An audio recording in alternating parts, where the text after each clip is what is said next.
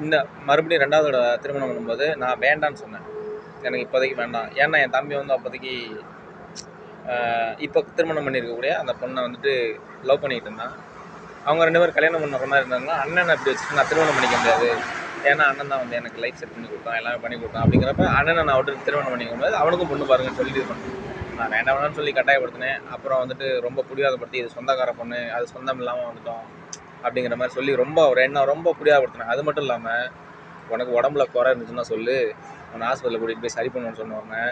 அதாவது அவங்க எப்படி முடிவு பண்ணிட்டாங்கன்னா, இவன் வந்து கல்யாணத்துக்கே தயங்குறான், இந்த ஆம்பளையா இல்லையா அப்படிங்கிற மாதிரி ஒரு முடிவுக்கு வந்துட்டாங்க. எங்கள் வீட்டாளுங்களே, எங்கள் சித்தப்பா அந்த மாதிரிலாம் சொல்லி எல்லாரும் என்ன கன்வின்ஸ் பண்ணவும், என்ன இப்படியெல்லாம் சந்தேகப்படுறாங்கன்னு சொல்லிட்டு சரின்னு சொல்லிட்டு நான் திருமணத்துக்கு ஒத்துக்கிட்டேன்.